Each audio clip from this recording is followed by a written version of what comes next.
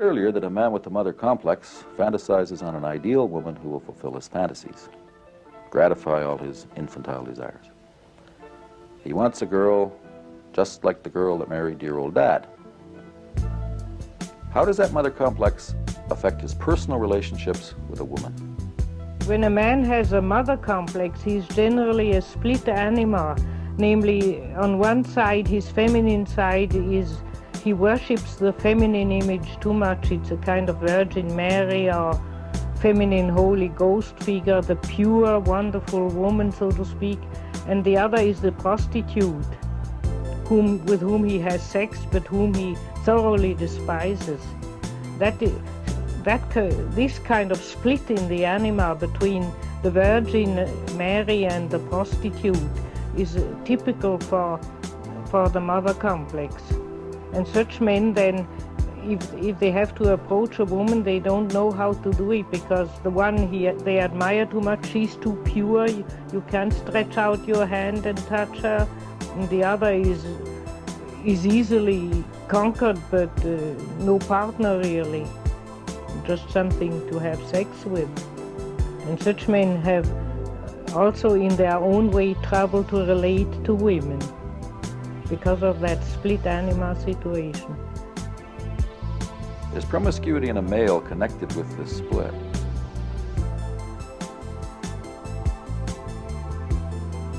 I think the promiscuity has to do with something else. It's simply that the conventional Christian barriers have been pulled down, and the young generation now is experimenting with sex all over the place. And you meet among those men and young women who are promiscuous all sorts of constellations, mother complex, father complex, all sorts of. It's a more general factor, this experimenting nowadays, because the Christian barriers against sex have been pulled down. But then in the individual case, such a man would, for instance, date a girl who has a huge father complex and is therefore unapproachable, or a Rapunzel who is unapproachable in a tower, and always hesitate to go closer to her, or would even try to go to bed with her and not succeed. And he would still be attached to that girl and have cheap sexual affairs on the other side, which do not satisfy him. That would be the situation in such a man. One concept I'm going to be talking about soon is the idea of killing Mary. I might write an article on it, or might write a paper on it, and it may be one of the first things I really start posting when I set up my Patreon, right? But what killing Mary is really about is overcoming a Madonna whore complex in a day and age inundated with casual sex and sexual duplicity, right? You know, when it comes to integrating that aspect of the anima, right? We have Eve, Helen, Mary, then Sophia, right? Now, what Eve represents is the biological woman. It includes sex. It's about sex, biology, children, those different things. Helen is about the romance, right? Helen of Troy, right? So it's the romantic aspect of the connection between a man and a woman. We have Mary, which is a man having a capacity to have platonic love for a woman. You know, where Plato comes from with platonic love versus eros, those different things. So this is the platonic love aspect, right? Then Sophia is wisdom, right? The wisdom of God,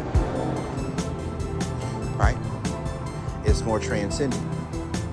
Now, when a man skips the stage, and one thing I personally believe is this: when a man skips Eve, when he skips the stage of his anima to develop his relationship with women on a sexual level, it remains something that's within fantasies.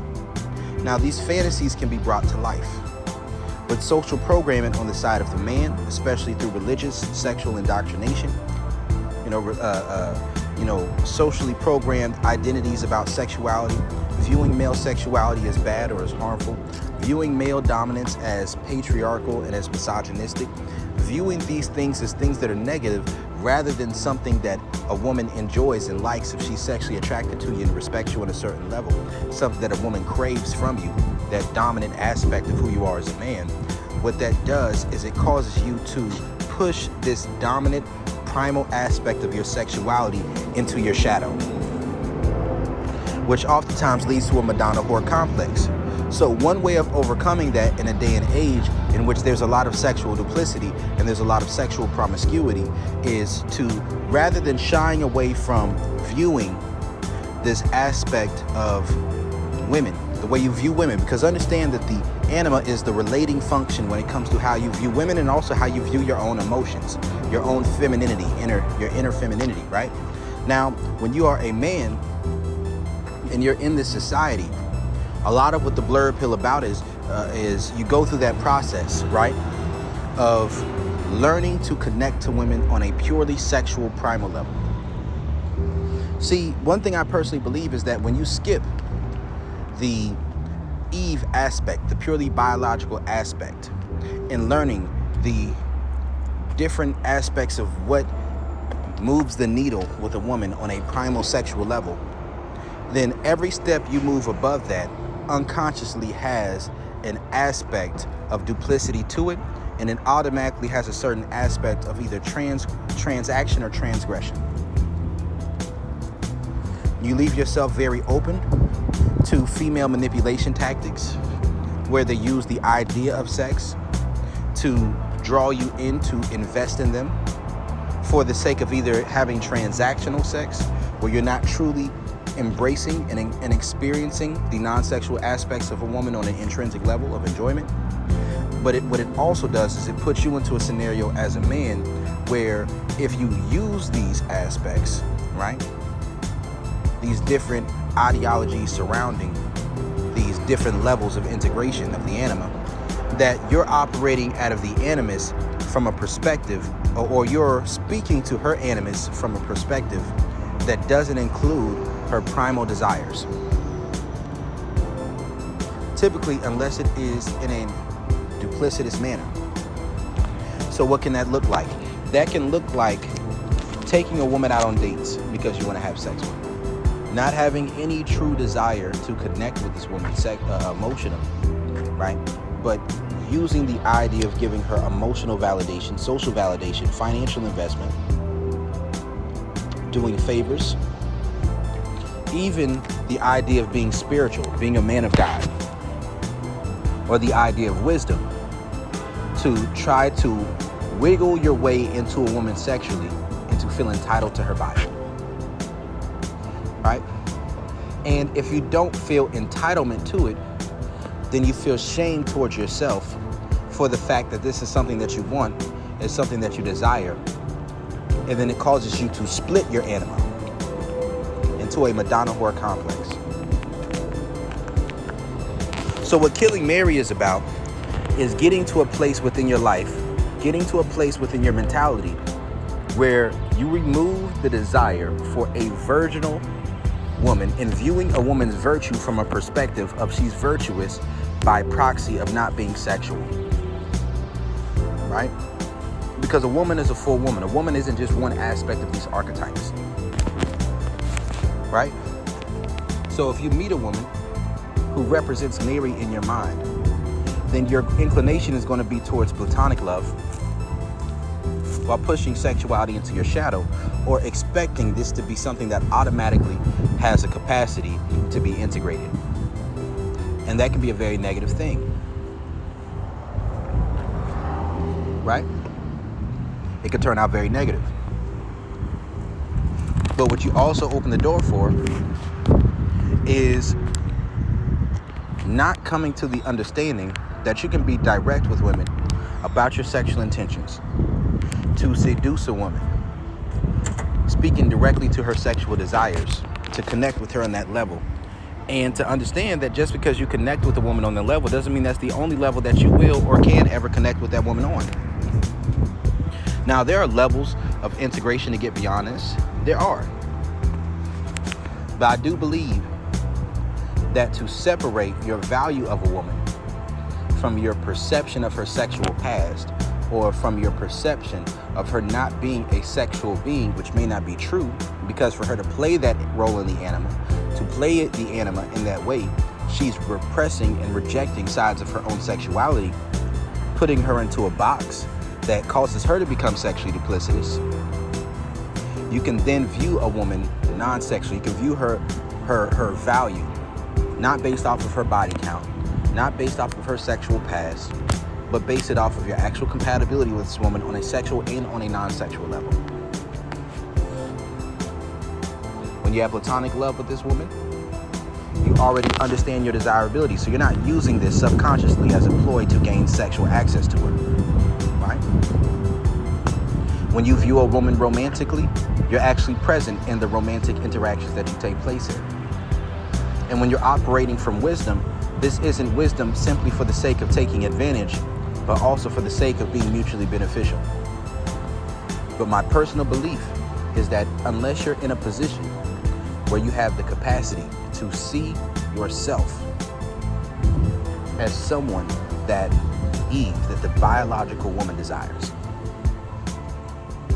that there's going to be some other things mixed in, some other covert contracts and expectations of things that are going to take place that may or may not take place. Now, it's not impossible to integrate the shadow without first going into Eve. But what I will say is that typically this is going to take place because you've already integrated your shadow, or you've already integrated certain aspects of your anima, and this is a woman who doesn't operate highly out of sexual duplicity. A woman who doesn't reject and feel like a need to pull away from her sexuality, right? That this is a woman who may have limited sexual experiences or more, but there's room for influence of the muscle man, the dominant sexual alpha male. She has room for this within the beginning stage of her anima integration, so that you can start in the front and then you can work your way backwards. But I do believe that in many cases in this day and age, it's not always going to work that way. And that for the man who was raised and taught to be traditional, he, in this day and age, typically is going to have a certain level of a mother complex, unrealistic expectations, very prone to red pill rage. Once he sees how many women in this day and age actually get down and how they operate on a sexual level, when he comes to understand female sexual nature, this may be something that negatively affects him. It's like the difference between the red pill and the black pill, right? Both the red pill and the black pill are men who are aware of female sexual nature, right?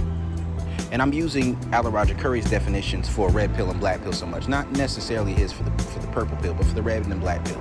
The black pill is the man who has a very negative anima.